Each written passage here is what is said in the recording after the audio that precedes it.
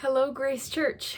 Happy Wednesday. This is actually my last devotion for the Grace Church YouTube page, and it makes my heart quite sad. It has been this is number 41 of these devotions that we've been doing, and it blows my mind to think that back in March we started doing them, and we've been doing them every week, and it has been such a privilege to be able to put what the Lord is teaching me into a video, because it one holds me accountable to like sharing what the Lord is doing. It also allows me to be excited about what he's teaching me because I have an outlet to share it. And so thank you for all of you who are listening. And I just want to say from the bottom of my heart, thank you, Grace Church, for being my family. This Sunday coming is my last Sunday leading worship at Grace Church, and I have been dreading it for quite a long time. I'm not excited to not have this job anymore. I'm not excited to not lead worship for you guys. But I do know that I have to be obedient to the Lord first, and I have to follow his leading in my life, and sometimes that means that change has to happen. And that has not been an easy process, but I know the Lord is good. I know it in here, and I know it in here, and I know that he's sovereign, and I know that he's faithful. And so I just want to thank you, the body of Grace Church, for loving me and for encouraging me and just for being a family for me for literally my whole life. I have never gone to any other church, and so this is a big transition for me because I grew up going to this church and then it was a job, but even when it was a job, it was still such a privilege and such a blessing. So I think back years ago, there was a metaphor that was talked about children leaving their homes or being launched from the home or things like that.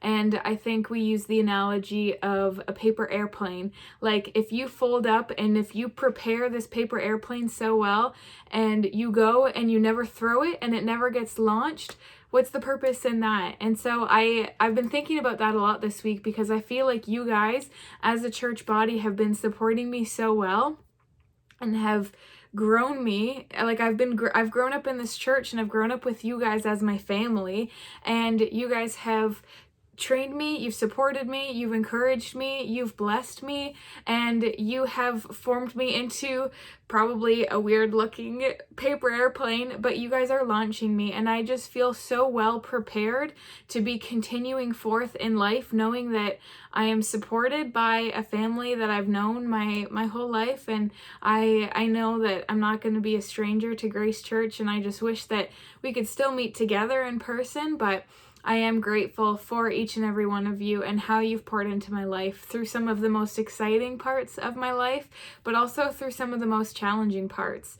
And there is a whole lot of grief wrapped up in this journey of transition. And so I would appreciate your prayers as Sunday comes. It's only a few days away, and I already have felt quite overwhelmed because I'm closing a door of people who knew my mother, and I'm going into an unknown territory of people who don't know her, and I feel like I'm just very well cared for, and I feel like I'm also rambling, so I apologize, but I am grateful, and I have been super blessed to have the privilege to lead worship for you guys. So thank you from the bottom of my heart for everything that you guys have done to bless me over the past 25 years of my life. And my last devotion, I just want to read from Psalm 19. This psalm is just a very exciting psalm, and it just reminds me of the Lord's goodness, of the power of his word, and of just the ways that we can just love him more. And so my prayer in this today is that we all, as the capital C church of believers, would be able to just meditate on these words and just grow, knowing that he loves us and he is faithful. I'm super grateful for his faithfulness today. So I'm going to read this for you. Psalm 19. It says, "The heavens proclaim the glory of God. The skies display his craftsmanship. Day after day they continue to speak. Night after night they make him known. They speak without a sound or word. Their voice is never heard. Yet their message has gone throughout the earth, and their words to all the world." That reminds me of Romans 1. God has made a home in the heavens for the sun. It bursts forth like a radiant bridegroom after his wedding. It rejoices like an athlete eager to run a race. I'm not an athlete, nor would I ever be eager to run a race, but I can understand that metaphor for those who are athletes, for those who are excited to run the race. The sun rises at one end of the heavens, and it follows its course to the other end. Nothing can hide from its heat. The instructions of the Lord are perfect, reviving the soul. The decrees of the Lord are trustworthy, making wise the simple. The commandments of the Lord are right, bringing joy to the heart. The commands of the Lord are clear, giving insight for the living. Reverence for the Lord is pure, lasting forever. The laws of the Lord are true, that each one is fair. They are more desirable than gold, even the finest gold. They are sweeter than honey, even honey dripping from the comb. They are a warning to your servant, a great reward for those who obey him. How can I know all the sins lurking in my heart? Cleanse me from these hidden faults. Keep your servant from deliberate sins. Don't let them control me. Then I will be free of guilt and innocent of great sin. May the words of my mouth and the meditation of my heart be pleasing to you, O Lord, my rock and my redeemer. That is such a beautiful psalm. I love in the middle, verses 7-9, it talks about different ways that describe, or different names or different titles, I guess, of the scriptures. The instructions of the Lord are perfect. It says, the decrees of the Lord are trustworthy. The commandments of the Lord are right. The commands of the Lord are clear. The laws of the Lord are true. And I just love how they lay this out, and it's very poetic, using different words to describe the same thing. And I also thought that it was quite interesting in verse 8. It says, the commandments of the Lord are right, bringing joy to the heart. And then later it talks about how these things are more desirable than gold, even at the finest gold, and they're sweeter than honey.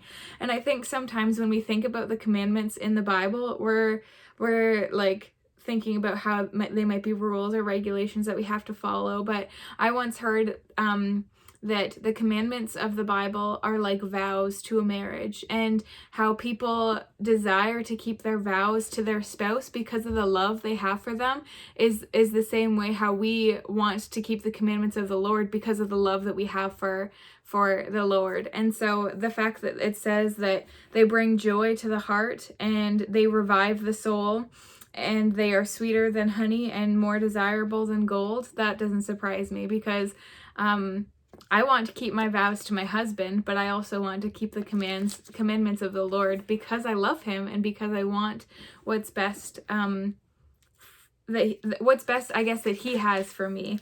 And so I pray that in this you would go being encouraged, knowing that God is sovereign, that his faithfulness is good, and he desires what's best for you. And I pray that this would be our prayer. May the words of my mouth and the meditation of my heart be pleasing to you, O Lord, my rock and my redeemer. I am very, very, very grateful for you, Grace Church, and I hope that you know and recognize today how much you are loved by the Lord, how much you are cherished by the Lord, and how much Grace Church, the Grace Church family, is thankful for you.